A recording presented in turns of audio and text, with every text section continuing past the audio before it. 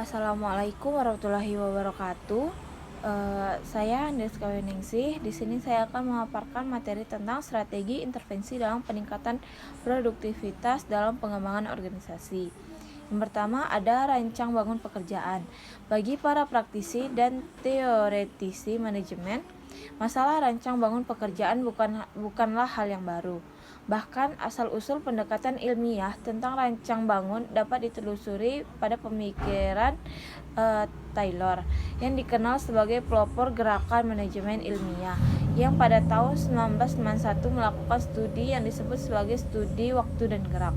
Dalam studinya, Taylor menemukan bahwa produktivitas para karyawan di tempatnya bekerja rendah dan penyebab utamanya ialah karena banyak waktu pada jam kerja yang terbuang sebagai akibat gerak-gerik mereka yang tidak efisien. Yang kedua, ada tim kerja yang mandiri. Yang dimaksud dengan tim kerja yang mandiri ialah suatu kelompok yang diberi otonomi oleh manajemen tingkat atas untuk mengambil keputusan tentang cara yang hendak mereka tempuh menyelesaikan tugasnya. Ciri-ciri tim yang mandiri pengalaman berbagai organisasi yang sudah menggunakan teknik ini sebagai instrumen intervensi dalam rangka peningkatan produktivitas kerja menunjukkan bahwa ciri-ciri yang lumrah dan sejogja oleh berbagai tim kerja yang mandiri ialah: yang pertama, ada struktur organisasi sendiri didasarkan pada konsep tim, yang berarti bahwa hierarki manajemen tidak terlalu berlapis-lapis dan uraian pekerjaan hanya ringkas.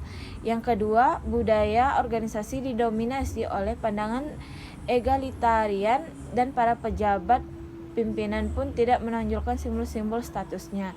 Yang ketiga, tim kerja melaksanakan tugasnya pada suatu lokasi dengan batas-batas yang jelas. Yang keempat, meskipun jumlah anggota tim mungkin saja berbeda-beda tergantung antara lain pada sifat tugas, batas waktu, kelengkapan sarana dan prasarana, tetapi tetap diupayakan agar keanggotaan dalam tim sekecil mungkin. Yang kelima, para anggota tim memiliki visi yang sama tentang apa yang ingin dicapai, bagaimana mencapainya, pembagian tugas yang apa yang diperlukan, dan mekanisme penilaian kerja apa yang akan diterapkan. Selanjutnya, terdapat rasa kemitraan yang tinggi antara para karyawan dan manajemen. Selanjutnya, konfigurasi tim dibuat sedemikian rupa sehingga perbedaan latar belakang, pengalaman, variasi liutur yang dianut, pengetahuan dan keterampilan yang dimiliki dimanfaatkan sebagai salah satu sumber kekuatan tim. Setiap dan semua anggota tim mempunyai akses yang sama pada informasi yang dimiliki oleh tim. Yang ketiga yaitu gugus kendali mutu. Gugus kendali mutu adalah sekelompok karyawan yang secara sukarela bertemu secara berkala, misalnya sekali seminggu atau sekali sebulan, untuk mendiskusikan, menganalisis, dan menyarankan pemecahan terhadap masalah-masalah yang dihadapi bersama. Pada mulanya menyangkut bidang produksi. Yang keempat, mutu hidup kekaryaan. Salah satu upaya dalam dunia kekaryaan untuk memenuhi kebutuhan para karyawan yang terasa diabaikan itu ialah dengan penerapan teknik peningkatan mutu hidup kekaryaan yang dalam bahasa Inggris dikenal dengan istilah quality of work life.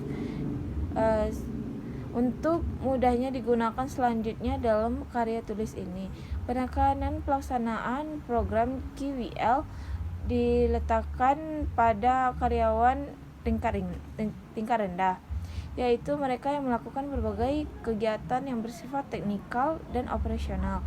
Meskipun sebagai konsep ia merupakan suatu program yang mencakup semua lapisan orang dalam organisasi.